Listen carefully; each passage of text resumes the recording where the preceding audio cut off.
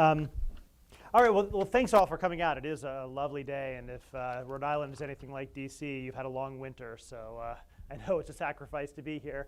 And since you've all read my book, apparently, then you know what I'm going to say, so maybe we should just go home.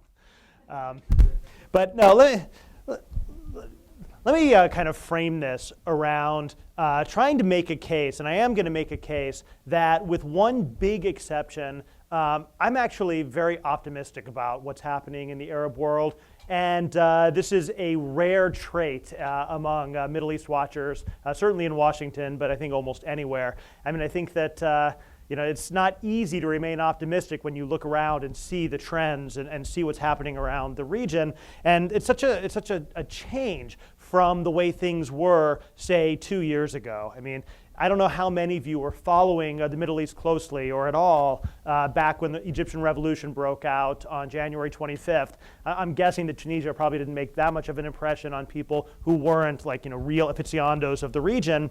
But I think the Egyptian revolution, the Tahrir Square, January 25th, was something which was transformative for a lot of people. I mean, really, look back at that, January 25th, 2011.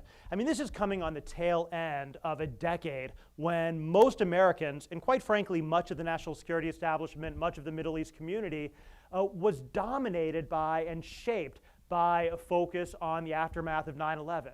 Terrorism, extremism, counter-radicalization, and then, of course, the war on Iraq, occupation, insurgency, civil war, bloodshed, combined with this general sense that no matter how often you might see the occasional story about a courageous human rights activist or a dissident or some kind of feel-good story from an NGO, the general sense was that there was very little prospect for political change, that these were authoritarian regimes, dictatorships, and that politics there, compared to the rest of the world, were largely frozen. And I think it's fair to say that for most Americans, the dominant exposure to the Middle East in that decade was a pretty negative one. It was one that, again, was focused on extremism, the absence of democracy, and the images of radicalism, terrorism, etc. And January 25th and the Egyptian revolution, those amazing 18 days in Tahrir Square, what was so powerful about that, not just for Egyptians, but for Americans, I think, was that it was, I think, the first time in a very long time that people could identify with Arabs, and to a larger extent with Muslims, that Americans could look at this group of people and identify with them in some meaningful and powerful way, that their aspirations seemed to be universal, that this was pushing for political change but peacefully, that you didn't have the kinds of images of violent anti-American protests, burning American flags, the sorts of things that people had become very accustomed to, but instead you had things like democracy, like freedom, like justice, like a whole set of things that were common, universal types of aspirations. And what's more, that the kinds of people that you could see, you could connect with on Facebook, you could connect with on Twitter, in English, which is not a small thing for Americans trying to make sense of a distant country, is that you could actually find these 23-year-olds who speak good English and were on social media and seemed to be people like us, just to be really kind of nativist about it or naive about it, just a notion of an ability to connect, a human face, common aspirations.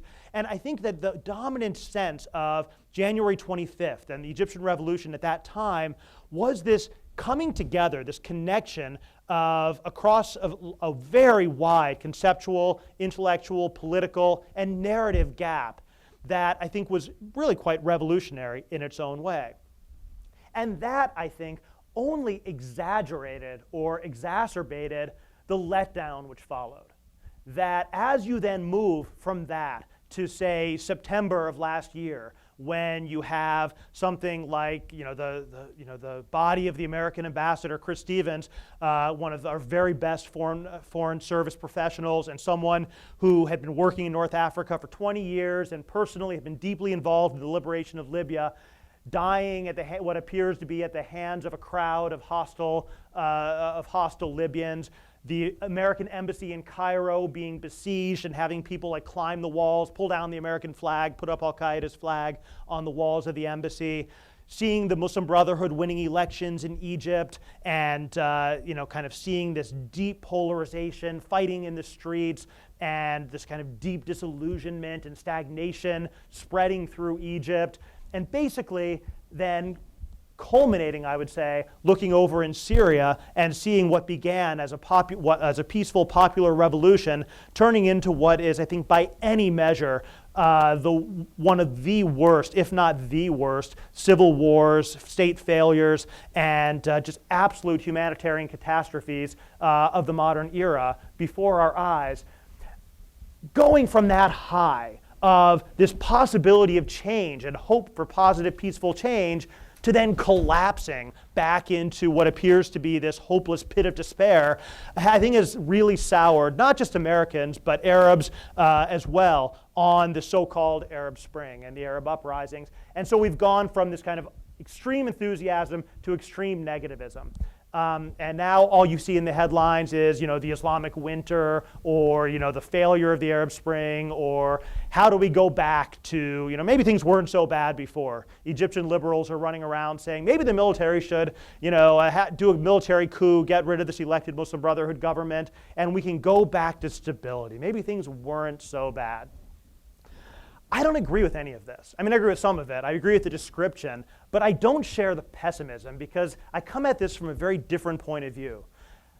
When I think about what's happened in the Arab world over the last 2 years, I can only look at this from the frame of the place that I've been studying and visiting and trying to make sense of for a quarter century. For 25 years, if you have that, I mean, if you're older than me, you can go back farther, but I'm only going to go back 25. You can see how fundamentally and how deeply the region has changed. I don't think that the Egyptian revolution of January 25th, 2011 was this sudden explosion out of nowhere. I think it was the culmination of changes that went on for a decade. And it was only one manifestation of those underlying changes.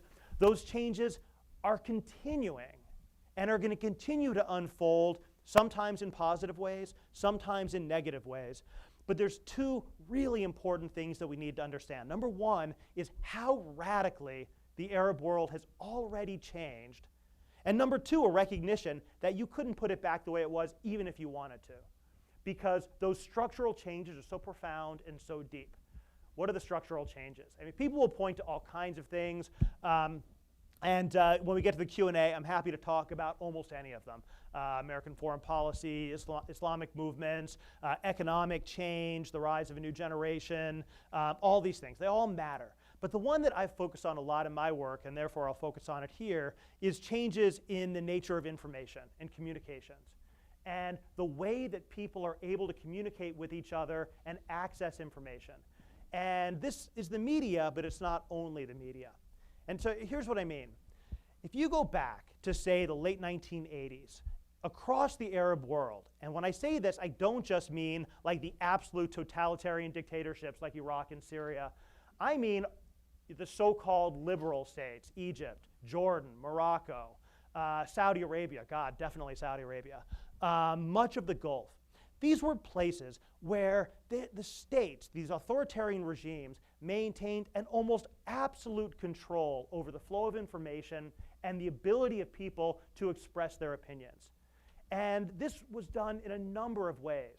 Part of it was having these pervasive security states, intelligence services, secret police, networks of informants, the ability, which is common across many authoritarian regimes, to effectively not just police people. It's not just that you would be able to, if you heard someone standing on a street corner saying, "Down with the king," you then haul them into the dungeons and torture them, and maybe they come out and maybe they don't. Although, of course, there was plenty of that. I could show you many examples of courageous human rights dissidents and journalists whose bodies were found mutilated in ditches or dumped in the desert. There's plenty of that. But it was more pervasive than that. It was a kind of almost a collective policing of the bounds of acceptable discourse, such that everybody lived in the belief or the expectation that anything they said might very easily be reported to the secret police. That someone in your tribe, someone in your NGO, someone in your classroom couldn't necessarily be trusted.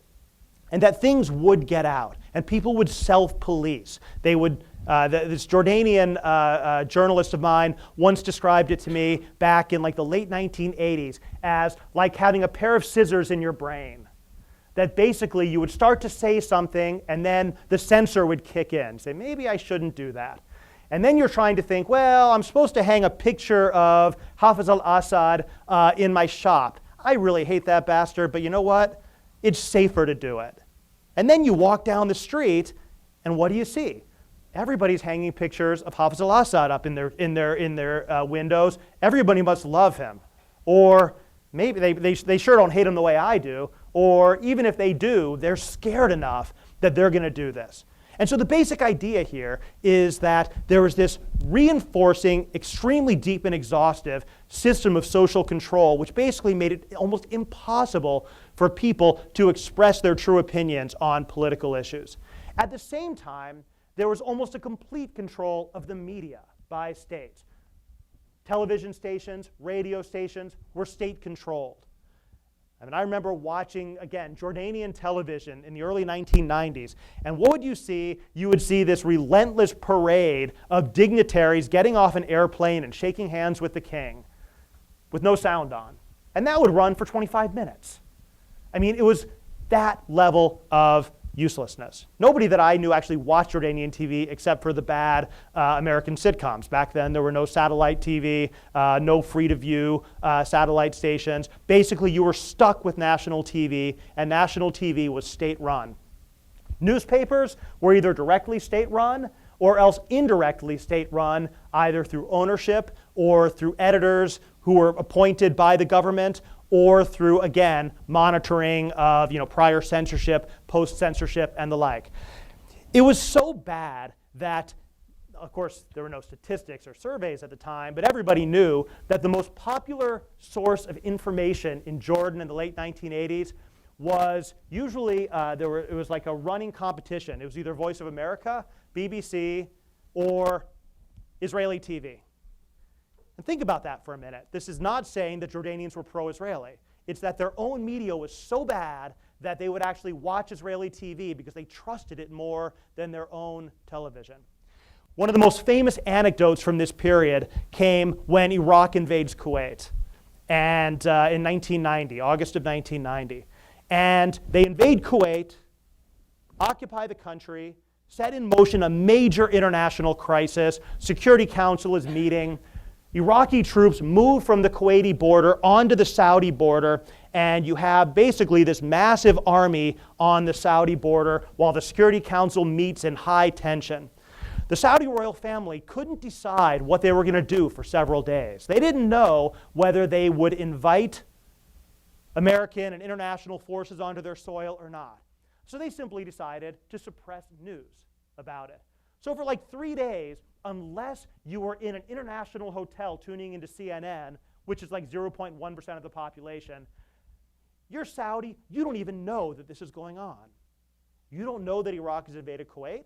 You don't know that Iraqi troops are massed on your border. You don't know that your government is on the brink of inviting 500,000 American troops to come set up shop in your country. You don't even know. And then, of course, if you do know, are you going to have a public, open debate about it? No. Okay, that's the status quo ante. Now, when you're trying to get a sense of how much has changed, all you have to do is look at the way Arabs now access information and talk to and connect with each other. Basically, we are in an entirely different world.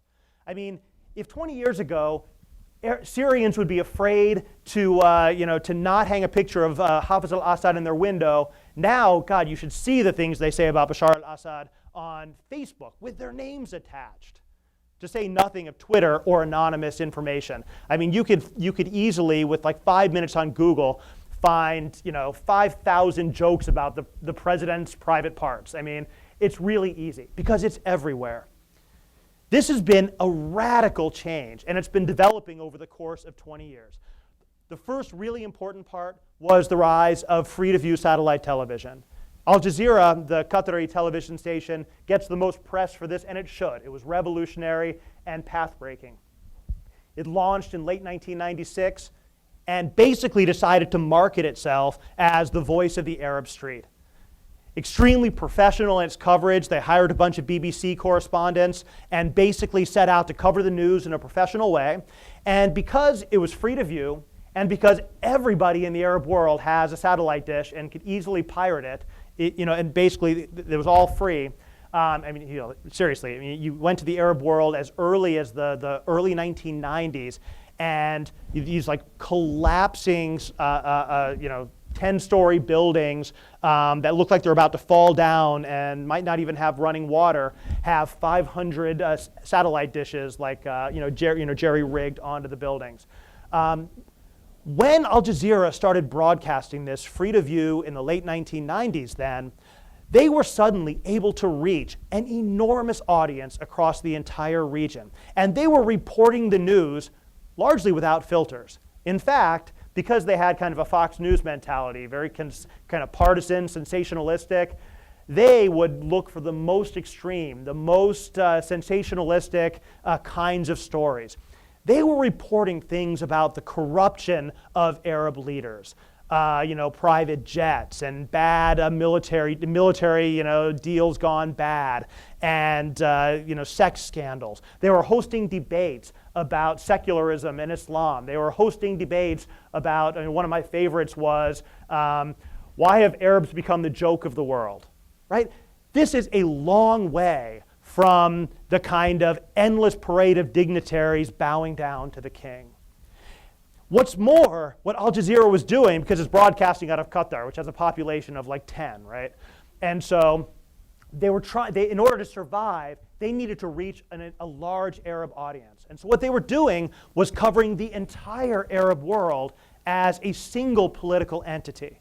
They were framing everything that happened as of interest to all Arabs. So they would cover, an election in Egypt in such a way that a Yemeni or a Palestinian would look at this and say, that's us. I mean, this is like an American looking at a by-election for the governor of California. And you're saying, well, of course that's relevant to me, and I'm an American. And that's basically the way Al Jazeera was covering events in the Arab world. Well, of course, I'm Yemeni, and Tunisia is, 1,000 miles away and speaks a different dialect, and we have no economic relations whatsoever and very little politically in common. And yet, of course, what happens in Yemen, in Tunisia, matters to me as a Yemeni, because we're all Arab. And so what they were doing, Al Jazeera, was that they were framing events in a pan-Arab way, covering everything openly, and basically transforming and shattering conclusively the ability of regimes to do what I described a few minutes ago. Okay, Al Jazeera couldn't stay by itself for long. What happens next? Everybody else decides they want a piece of the action. And you start seeing Saudi-backed television stations, Moroccan television stations, Emirati television stations, Kuwaiti television stations. By a couple years ago, the last time I saw a survey of this, there were over 500 free-to-view satellite television stations broadcasting from the Arab world. Think about that for a minute. You've gone from nothing to basically more options than you know what to do with. I'm not saying they're all high quality. A lot of them are trash. A lot of them are music video stations or religious broadcasting or endless rebroadcasting of American sitcoms. But a lot of them are news, talk shows, local news, local talk shows, things that are politically engaged, and it was everywhere. You layer onto that what happens over the course of the 2000s. You see the emergence of independent newspapers using satellite publishing technology. So that basically something like Al Hayat, a pan-Arab newspaper edited in London, could be published inside Arab countries instead of having to be published in London and then shipped by courier into the hotels. You could publish actual editions on the ground and circulate them. Censors couldn't keep up. And then you get the internet, which for all of you is like, old news. Well, of course everyone has the internet, but of course everyone didn't always have the internet. And the rise of blogs, online publications, and then social media like Facebook, Twitter, and the like, you all are familiar with it. I don't think I need to elaborate on it much more. The point is that by the time you get to 2010, 2011, Arabs are absolutely saturated with political information, with political opinion, and individual Arabs have developed enormous competency in engaging with this new media, in part because they have to. In other words, there's a political resonance and meaning to the consumption of news and the expression of political information or political opinions in authoritarian countries that maybe isn't quite the same in a place like the United States, where the costs are very, very low to consuming political news or expressing political opinions. The costs are higher, the risks are higher, the meaning is higher. And just to give you one last anecdote before I move on to the revolutions themselves, let me put it this way. When I say that these talk shows, the satellite television, everything was important, let me put it this way. In the United States, the top-rated television, political show is probably something like the O'Reilly Factor on Fox or something like that. And its market share is something like 1.3%, which is really good. The opposite direction, the most widely watched talk show on Arab TV had a market share during its peak in the early 2000s of over 50%. Of over 50%. In other words, of Arabs watching TV, over 50% of them reported that they were watching this every week. That's the kind of transformative impact that I'm talking about. Okay? So when people think that the Arab revolutions came out of nowhere in January 2011, I think what they usually have in mind is something like the former Soviet Union, the former Soviet bloc, where basically you go from absolute iron control to democratic revolution overnight. That's not what happened in the Middle East. Instead, what happened in the Middle East is this rising wave of challenges to authoritarianism. And this included protest, it included all kinds of demonstrations. I can go into this in more detail in Q&A if you want. But the key thing is that the metaphor for what happens in the Middle East in 2011 is not, kind of out of nowhere, this like void explosion. Instead, the metaphor that you should have in mind is kind of a rising tide going up against a breakwater. And so you got this breakwater here, and the tide comes in, and it hits it, boom, nothing happens. And the tide gets a little higher, boom, nothing happens. And the tide comes a little higher, boom, nothing happens. And by now, all of the tideologists are saying, look, this is hopeless, the breakwater can never be destroyed. And then it gets a little higher, boom, nothing happens. And they're like, look, let's write 27,000 articles about the resilience of breakwaters, because clearly nothing will ever change. And then the moon changes and the tide goes a little higher and boom, the whole thing gets knocked over. And everyone's like, oh, where did that come from? Nobody saw that coming. Well, of course you saw it coming if you were looking in the right place. And the key point I want to emphasize here, and I know you probably came to hear about the revolution, and I've spent the first 20 minutes talking about things that happened 20 years ago, but it's really important for understanding where we are right now. Essentially, what you see in January 2011 is the breakwater being knocked over, in some places, but not in others, by a rising wave. Now, people are very depressed because not all the breakwaters have been knocked over, so the Arab Spring has failed, or now the water's over the break, all kinds of things are getting wet. And boy, we never thought of that. We never thought, of what might happen after the breakwater falls. But of course, it's going to. You can't stop the tides from coming in, and you can't ignore what is behind it. So now let me talk a little bit about the revolutions themselves and kind of what the Arab uprisings were, where they are now, and then, as promised, the prospects for democracy or instability in the aftermath. Now, I noticed that in the promotional material, did you mention this, or maybe you just told people this I used your bio. In the emails. So I have this horrible reputation now for having coined the expression the Arab Spring, which is completely unfair because I don't like the expression the Arab Spring, and I only used it in a derogatory fashion, and it is true that I was the first one to use it, but I take no credit for it. Nevertheless, I will say that in retrospect, I do believe there was something called an Arab Spring It didn't last long. It lasted for about 6 weeks, and it was a genuinely revolutionary moment in Arab politics, despite everything I just said. And the reason for that is that in the period between mid-December of 2010 and early March 2011, a whole bunch of things came together all at once. And again, you could see it all coming, and those forces were not a surprise. But once it happened, different dynamics were set in play. In other words, this is complexity, right? This is not linear. This is all of a sudden you were in this unique environment. So what happens really, really quickly? Tunisia happens, where you have the famous Bouazizi setting himself on fire, protests begin to spread, and suddenly, before anybody knows what's going on, you have hundreds of thousands of people occupying the main squares and the main street in downtown Tunis. And very oddly, the regime was unable to stop it. The military decides not to open fire. Ben Ali flees. More complicated than that, but in the interest of time, that'll do. Everybody in the Arab world is watching.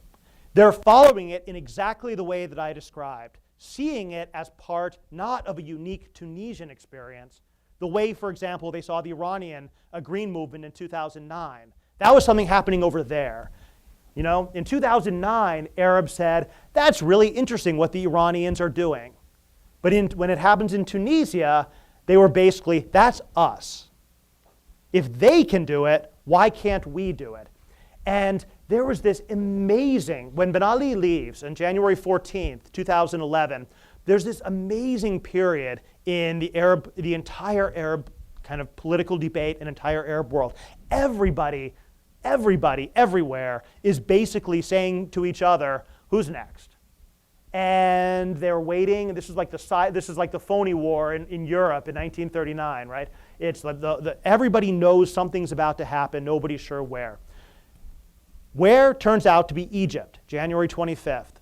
And the story of Egypt in January 25th is not that activists came out. Activists have been protesting in Egypt for 10 years. Nothing new about that.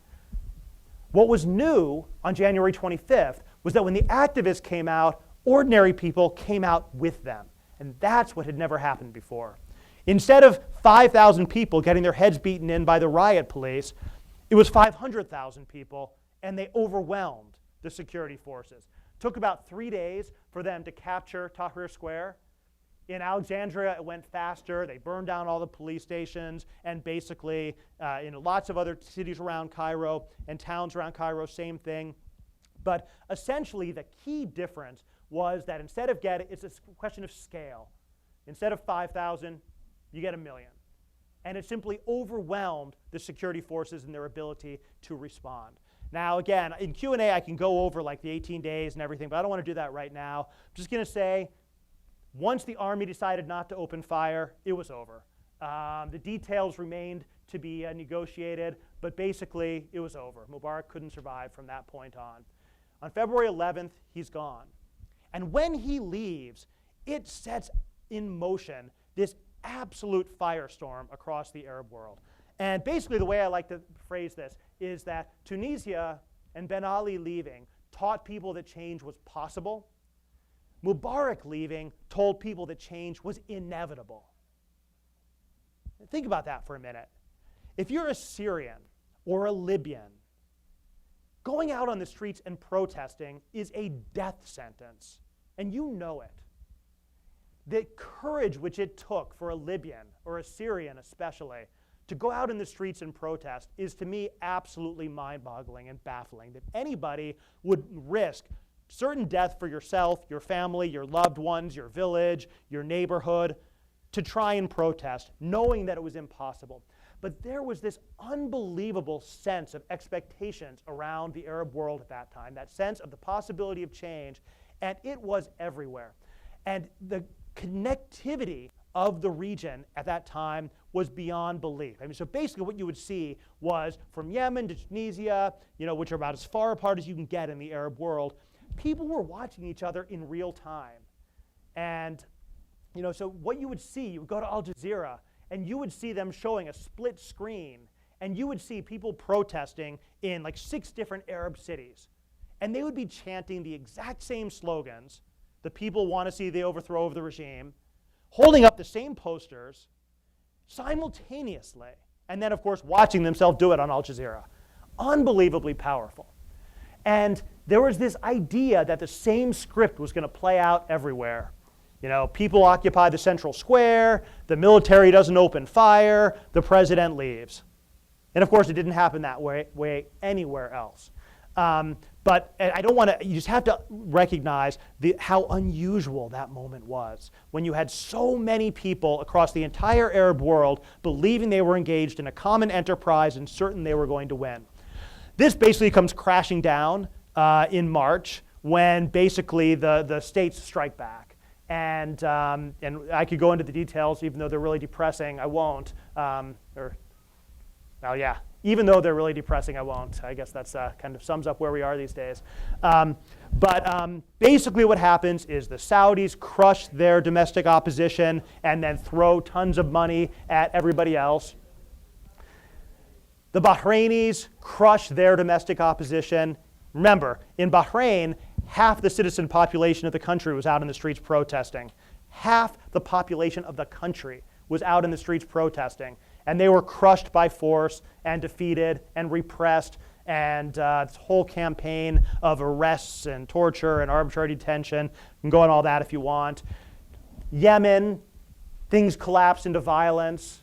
In Egypt, politics bogs down in this increasingly polarized conflict between Islamists and their opponents and the military, this three-way contest. Tunisia is still doing okay. Libya collapses. You have the war in Libya, and I think you all lived through that. You remember what that was like. Basically the enthusiasm of a unified Arab world inevitably changing basically collapses through force. And that then leads to this despair that I began this talk describing. And I think it's easy to see why you would have despair. I think I've kind of already indicated the reasons why. But hopefully you can then also see the reasons why I don't subscribe to the despair. Because I don't actually think that this Arab uprising, this unique Arab Spring moment I described, was all that unique or even all that significant in some ways. Because it was simply one manifestation of many manifestations that have already happened and which will continue to happen as you see the unfolding of this structural change. To me, the real story is the changing relationship between the state and society, the empowerment of publics, the transformation of the flow and spread of information, and everything that we see happening then, from the rise of Islamism to the collapse of several states to the revolutions, are manifestations of those underlying structural changes. So, are we going to get democracy or instability? Let's put it this way. I'm willing to break down my level of optimism on those questions almost by sub-region. Generally speaking, I tend to be fairly optimistic about all of North Africa, including Egypt, and including Libya. I mean, when I look at North Africa, I actually see the prospect. It's dim, it's hazy, it's not a sure thing by any stretch, but one can imagine something which in the past was almost unimaginable. This entire sub-region, the southern coast of the Mediterranean, essentially having regimes that are more democratic than they were before, some of them fully democratic, others kind of reforming monarchies, which will have a very difficult time resisting the tide. And if Europe could just get its act together, increasingly interdependent economically and socially with Southern Europe. And you could actually imagine this anchoring political change in those countries. Tunisia has actually, despite a lot of turbulence, done pretty well. It's hidden rocky times in the last few months, which has been quite depressing for those of us who've placed great hope in Tunis. But I still think the fundamentals work in Tunisia's favor. Relatively small population, a mainstream Islamist movement which at least recognizes the importance of social compromise, a pretty strong, organized left and secularist movement which is able to act as a check and balance on the Islamist party, and the foundations of a pretty well-educated population, and the possibility of significant economic interaction and cooperation up into Europe. Libya looks like a mess right now, but it's not quite kind of the Mad Max, kind of Thunderdome that people think it is. I mean, there's still heavily armed militias, and that's a real problem. And there's still a significant amount of political uncertainty, the absence of a constitution. These things are all real problems. But again, over the longer term, Libya is pumping oil again. It's a relatively small population. If they get a constitution which basically gives a reasonable deal on federalism, then I think Libya is going to be okay. I actually think Libya is going to emerge as a success story in the next 3 to 5 years as the state gets its act together, the oil flows, the economy recovers, and when you talk to Libyans, just the desire there to rebuild a country that was systematically deinstitutionalized for 30 years is palpable. And I'm quite optimistic about Libya. Algeria, not so much. There's going to be a long haul in Algeria. Morocco, I think people have been fooled by the king's reforms there. I don't think they've gone nearly far enough. But I do think that as the rest of the region moves in this direction, the king is going to be dragged along with it. And then Egypt. Egypt has become almost the poster child for a terribly managed transition. I mean, basically, my line on Egypt is that at every step along the way, every political movement or actor which had the opportunity to make a choice has made the wrong choice. I mean, it's really amazing to see. And we can talk about the details if you like. I think the Muslim Brotherhood in Egypt has proven to be absolutely disastrous in power. They've been unable to build a national consensus. The opposition has been deeply irresponsible, boycotting elections or threatening to boycott elections, unable to unify among themselves and form a credible alternative to the Muslim Brotherhood. The military mismanaged the country for a year. The economy is collapsing. The constitution is a poorly written constitution that was forced through without any real underlying social consensus. Disaster across the board, no question. But at the same time, when I look at Egypt, I think it is going to pull through. Egypt is always at the brink, but I think that Egypt is just a strong, resilient nation. It really is.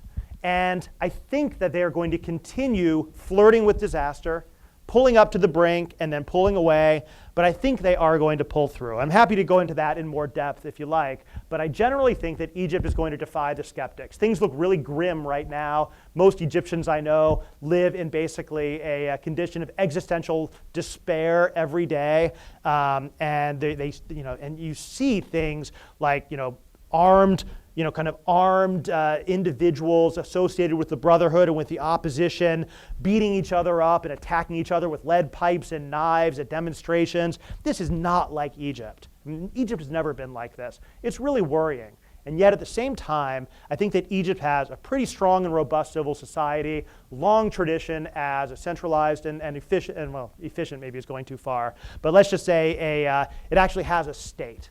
It has institutions. I think it's going to survive. North Africa as a whole, I think, is going to emerge from the Arab Spring, the Arab uprisings, looking pretty good. Jump over to the Gulf, the GCC, and the states of the Arabian Peninsula.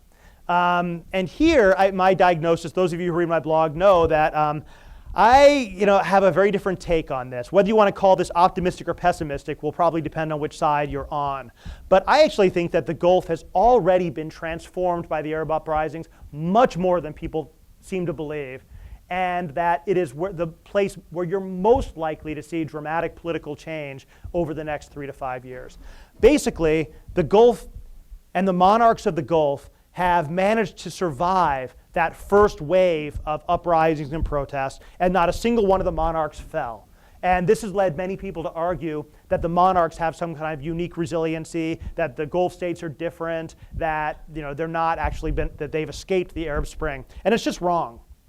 If you look back at what happened during the last 2 years, you see Kuwait has had the most enduring and important political crisis of arguably of the history of the state, where you have had the largest protest in the country's history, The prime minister, who's a close relative of the emir, forced to resign as prime minister because of alleged corruption.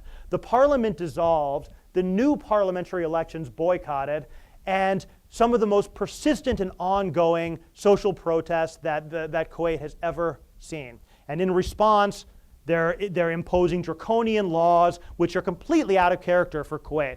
Kuwait has not been unaffected. In Bahrain, as I said, at the peak of its protest, you had half of the citizen population of the country in the streets protesting. That's not usually associated with a stable country. And since they crushed the uprising, they've made a whole series of decisions that make things worse rather than better. Failures of reconciliation, failures of justice and accountability, systematic campaigns of sectarian repression, which I think put the long-term future of Bahrain as a country in doubt. And I'm happy to talk more about that if you want. So Bahrain, Kuwait, I mean, those are clear. Oman, no one ever pays any attention to Oman, but they should. It's a lovely country. They actually engaged in a very un-Oman-like campaign of arrests of social media activists, and they had the longest, most enduring, and most significant protest movement which the country has ever seen, except for a brief insurgency about 30 years ago. But these were significant protests, and they've handled those fairly well. Qatar and the UAE don't count because they're so rich and so small that basically they play by different rules. I mean, the joke in Qatar was always that the only thing that would get Qataris protesting is if the Louis Vuitton shipment was delayed. I mean, you're talking about a country with a very small population with the highest, if not, I think at the last statistic, I think it actually is the highest per capita GDP in the world. Qatar, UAE, they play by different rules. But Saudi Arabia is the one that is like the single most important one here. It's the largest country in the GCC, biggest oil producer, and it is so far from stable and so far from having escaped the Arab Spring that it baffles me that people don't agree with me when I say this. Basically, what you have is a country of some 27 million that, well, the statistics are hard to come by, that despite being the largest oil producer the most important oil producer in the world and being a very wealthy country, has very, very large packets of extreme poverty and a dysfunctional state in many ways. It's a place that maintains an iron control over the public sphere, quite out of step with the times, at a time when it's the most wired population in the world. The per capita YouTube consumption of Saudis is the highest in the world. And they're media saturated with complete access to not just Arab but also Western broadcasting, and yet the public sphere is rigidly policed so that the genders can't mix, so that you're not allowed to have political protests, that political expression is tightly constrained. There's now over 5 million Saudis on Twitter, and they basically are openly talking about everything, right up to direct and personal criticisms of the top members of the Saudi royal family. Meanwhile, there's been a rolling insurgency / protest movement in Eastern Province, the Shia-dominated Eastern Province, which is where most of the oil is produced, for the last 2 years, inspired by Tunisia. And you started seeing protests in some heavily conservative Sunni areas outside of the capital, outside of Riyadh and Jeddah. You're seeing them. So basically the point here is that Saudi Arabia is primed for massive social, political, public challenges, and they know it, which is why they're spending so much money on trying to buy off protest and escalate their repression. It's not working. So in the Gulf, basically, my prognosis is optimistic if you think that massive social protest and potential revolutionary change is a good thing, pessimistic if you believe the opposite. But I do not believe that the GCC is nearly as stable as people think it is. And then finally, and really is finally, because I know I've talked longer than I'm supposed to, my view on the Levant, the center of the Middle East, is downright apocalyptic. Basically, I think that the war in Syria, there was a chance to avert what we had, and that what we now see, a slim chance, but it failed. And now the opportunity is lost. And I think that Syria is going to be in a condition of civil war and state failure for years to come, regardless of when, if, and how Bashar al-Assad falls. And I see very little way or prospect of averting that. Whether the United States intervenes or not, whether the rebels win or not, the fabric of the society has been ripped to shreds. The state has been decimated and destroyed. And in its place, you now have a whole series of local warlords who are being armed and funded by external forces, the Saudis, the Qataris, the Americans, the Jordanians, the Turks, each standing up their local warlords, each jealously eyeing their rivals. Everybody here in the U.S. tends to focus on Jabhat al-Nusra, the Al-Qaeda, basically it's Al-Qaeda in Iraq, just on the other side of the border. And they should. That's a really serious issue. But that's only one of a much broader set of issues with the civil war and state collapse in Syria. And we have to do more to try and stop it. But I really don't think the prospects of doing so are very good at this point, which means that at the heart of the Levant, you're going to have a failed state and civil war comparable to Iraq in the mid-2000s for some time to come. And that's going to be spreading refugees, extremism, and it's going to be a site of local proxy warfare. And again, just try to think through some of the possibilities here. Whether we give them or not, rebel groups are going to get their hands on advanced weaponry. What happens when when some rebel faction uses one of its new surface-to-air missiles to shoot down an Israeli or Turkish jetliner? What happens when Bashar's troops or Bashar decides to up the ante by using the chemical weapons that people think he's already started to use? In other words, there's extreme unpredictability, extreme possibility for contagion. It's destabilizing Iraq, which was none too stable to begin with. It's putting intense pressure on Jordan, which the Jordanian foreign minister told me the other day that they are anticipating a refugee population equivalent to 20% of their population within the next year. I mean, just try and imagine that, 20% of the country's population in a country which already is poor, doesn't have enough water, has rudimentary infrastructure in most of the parts of the north where the refugees are concentrated. This is a really bad situation.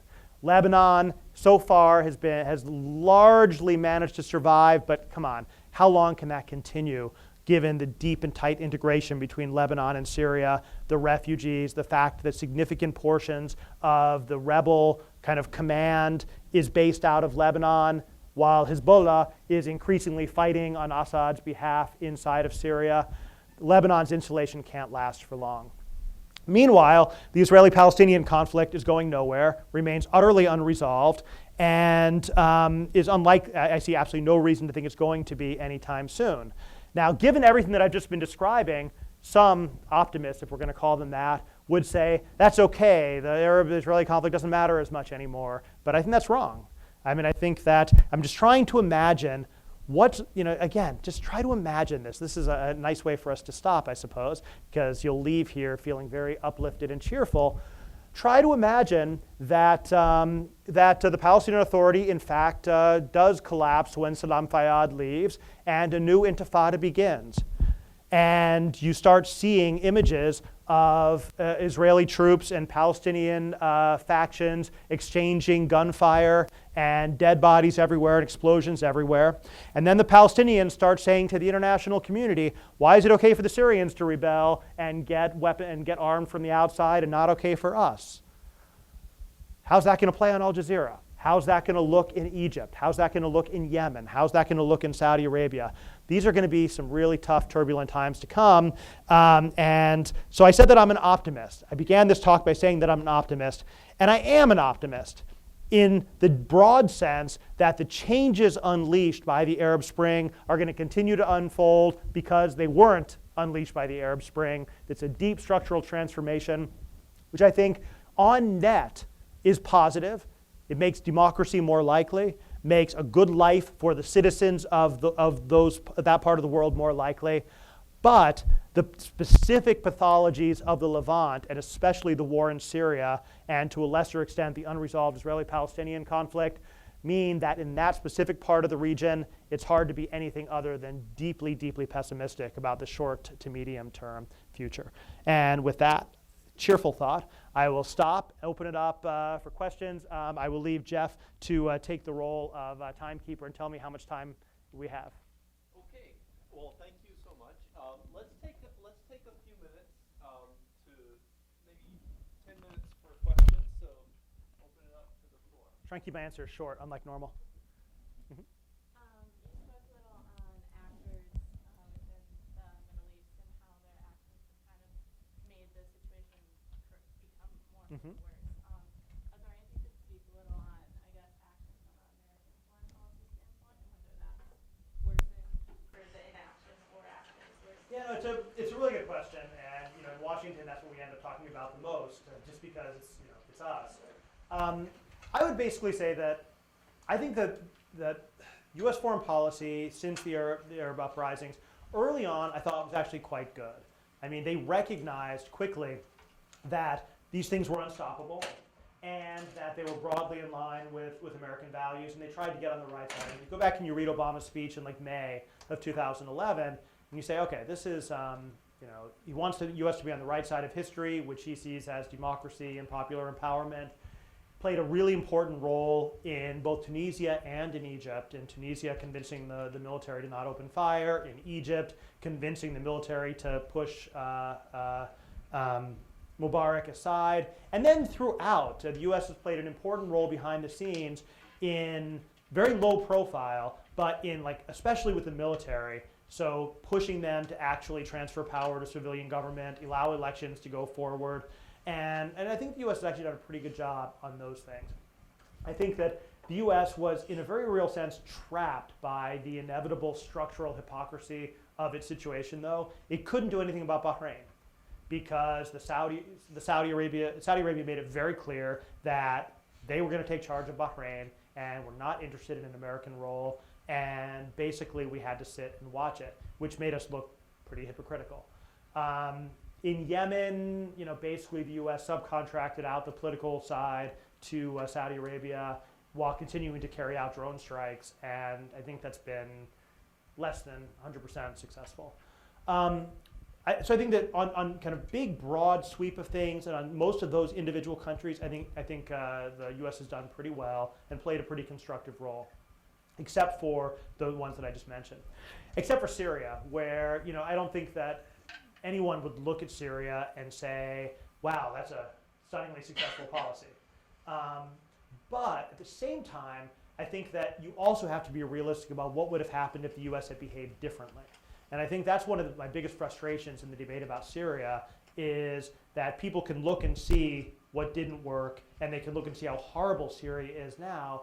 They simply assume that if we had done something different, it would have been better, whereas in fact, I think we're fairly marginal players in this. My personal belief, and maybe this is what I have to believe because of the policies that I've supported over the last 2 years, but I really do believe that if the U.S. had intervened militarily in the way that was suggested in Syria earlier on, the only thing that would be different right now is that the U.S. would be deeply embroiled in the fighting. But I don't think that Bashar would be gone. I don't think that you would see fewer dead or fewer casualties. I think it simply would have escalated the fighting faster and made it more bloody and more difficult. And there's basically two tracks here. One is we keep our distance and just provide arms to the rebels, maybe police a no-fly zone, in which case you just get basically the status quo plus we're involved. Or we actually get involved directly, overthrow Bashar, and then we're stuck occupying Syria. We're back to Iraq again. And nobody wants that. Not us, not Syrians, nobody else. So to basically have a decisive impact on the war in Syria, the U.S. would have had to do things which nobody wants to do. And so basically that's where we're left with. I don't think the U.S. has done a great job on Syria. I think that we could have made decisions which would have been a lot worse than we actually have. But again, there's no way to prove that. Maybe I'm wrong, and maybe a no-fly zone a year and a half ago would have ended the war quickly and Bashar would have collapsed. But I just don't think that's right. And I'm pretty sure the White House doesn't think so. But again, maybe that's just what they have to believe. Mm-hmm. I just have a question. Talking about this pan-Arabism and how it's all over the place. But what about the Sunni-Shia divide and other sectarianism? How will that play out in these situations? I know the Bahrainian thing has a lot to do with the Sunni-Shia divide. No, it's a really good question, and so one of the really interesting things, and I kind of rushed through this, but one of the things about during that early Arab Spring was how non-sectarian it was, and so the Bahrainis, they made a really conscious effort to say these are not Shia demands, these are democracy and human rights demands, and this was rooted in like a human rights and civil society movement which had been over a decade, but then as the conflict began to develop. The Bahraini regime really heavily pushed this as a Sunni Shia issue. And then more radical Shia groups in Bahrain began to respond and take the bait, and then it became increasingly sectarianized. And I think that was a real tragedy on both sides. And then Syria has like put that on, kind of on hyperdrive. I mean, the sectarianization of the war in Syria is, again, comparable to what we saw in Iraq in the 2000s, where it's not just that the country itself has gone from kind of sectarian, but not particularly so, to completely and thoroughly sectarianized to the point of ethnic cleansing of neighborhoods, families ripped apart, people who used to be completely non-religious now identifying with an exclusive religious identity. That's all happening inside of Syria, but it's also spread and infected the entire region. And that's really interesting because the impact during the early days of the Arab Spring was very much in the direction of unification. Bahrainis are just like Yemenis, just like Tunisians, or just like Syrians.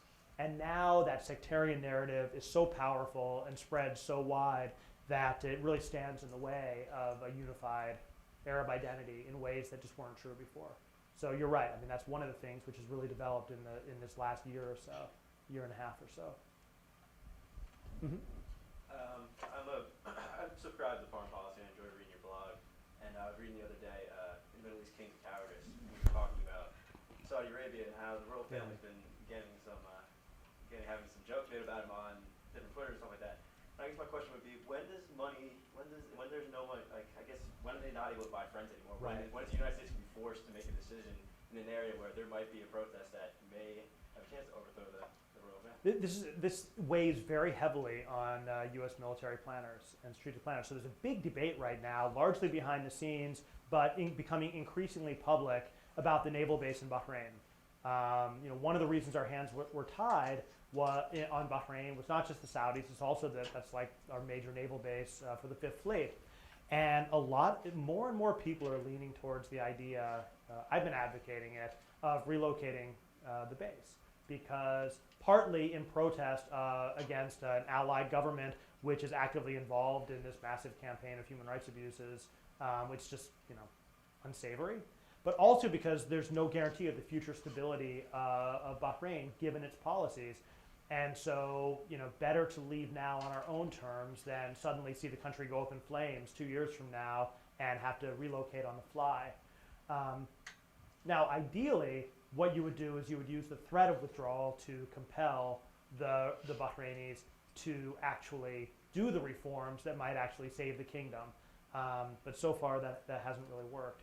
In the case of Saudi Arabia, I think there's a fairly large degree of willful denial because we simply cannot contemplate the notion of Saudi Arabia having a revolution we just can't.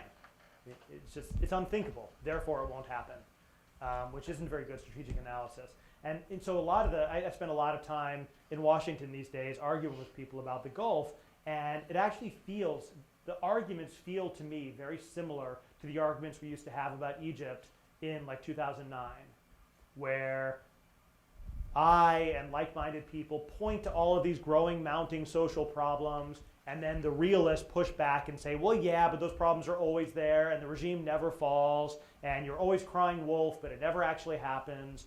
And in a sense, that's where I feel like we are right now with the Gulf monarchies, is that no matter how much evidence or argument we muster for why you need to be looking seriously at this, people just do not believe it. Partly because I think they just can't believe it, because Saudi Arabia is so pivotal and central to America's kind of strategic posture in the region that contemplating it is just too much for most of Washington to handle. What happens when the money runs out? Well, it's not so much that the money's going to run out. That's not exactly the right way to frame it.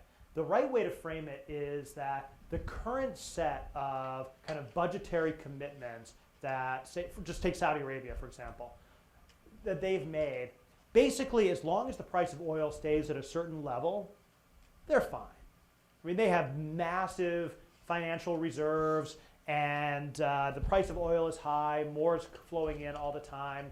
And so basically, what political economists tend to look at is kind of the break-even point. And up until recently, that break-even point for Saudi Arabia was between $50 and $60 a barrel.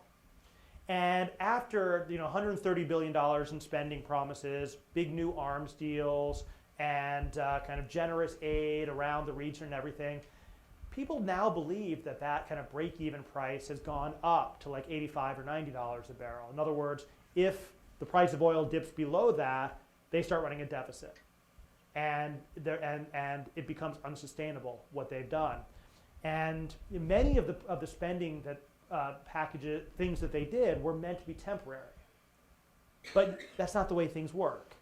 You start giving people, you give them a $1,000 salary bump just for a year. Well, what, you're going to take it back the next year? What are they going to do then? They're going to go out on the streets and protest. We can't have that. Let's just keep it. You promise to build a bunch of new housing things, and then what, you're going to stop building them?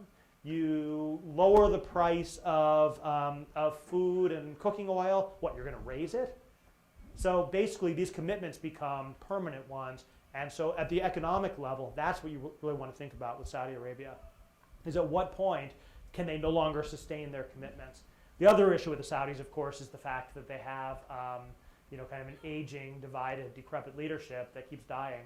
And at one point, they've lost like 2, arguably 3 crown princes in the last 3 years.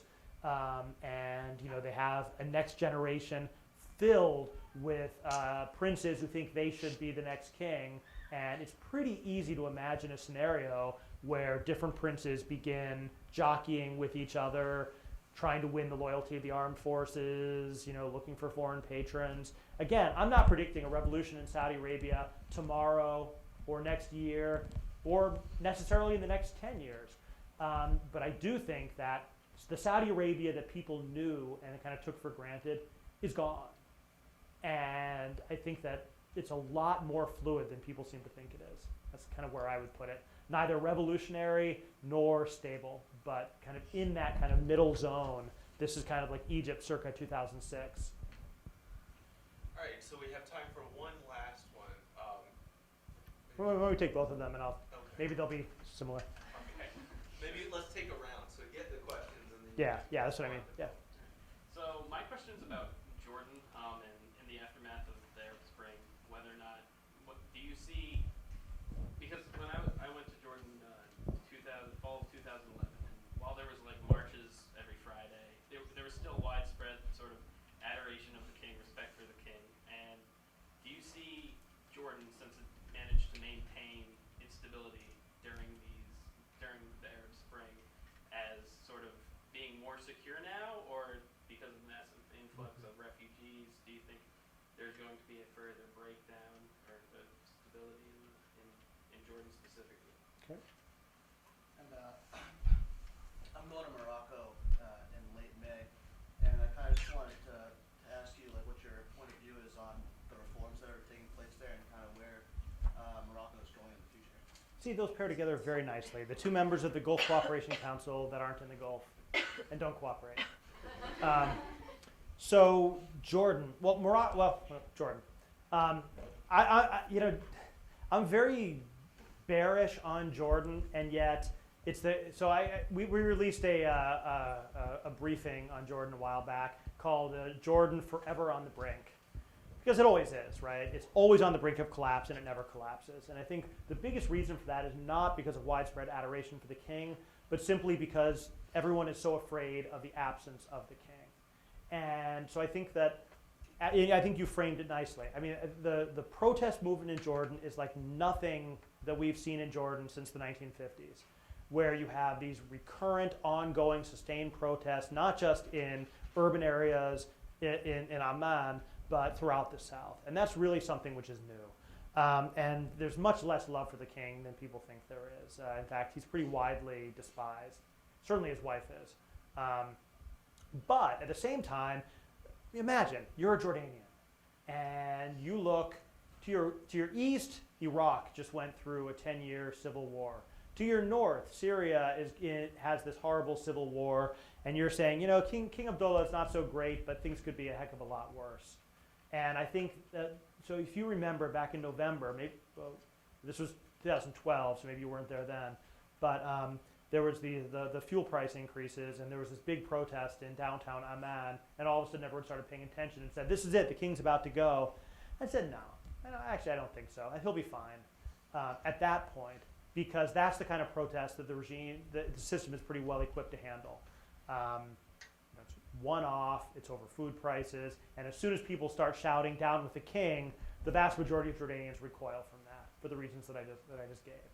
But at the same time, they haven't really done any serious reforms. The political system is still stagnant and stalled. The economy is getting worse and worse. Corruption is still widespread. So I would put Jordan similar to the way I would see the countries of the Gulf. That basically it's really bad and getting worse, but it's probably going to be held together for a while at least by fear of the alternative.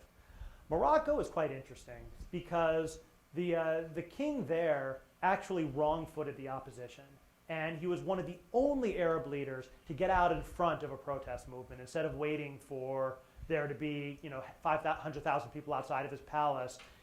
He got in there early, offering up constitutional reforms, and then he delivered on them more or less. I mean, it wasn't nearly as substantive as many people had hoped for. It's not in any way really limiting his powers, and it's not really a constitutional monarchy yet. But he managed to divide the opposition. He brought the major Islamist party inside, let them win, become prime minister. The student movement, the February 20th movement, couldn't quite figure out how to respond, and they've been kind of frustrated and stagnant. So he did enough, I think, to deflect the protest movement. So I would say go to Morocco. You'll be okay. It'll be interesting. You'll see discontent. You'll see lots of people upset. But I think that, and everyone's going to tell you that the king, basically lied. He didn't deliver on the reforms he promised. But I think he did enough to keep widespread mass protest from building at a time when he was actually in a lot of danger. Okay, so let's do this. First of all, thank you. Just to do a few plugs, we have some food up here, so please feel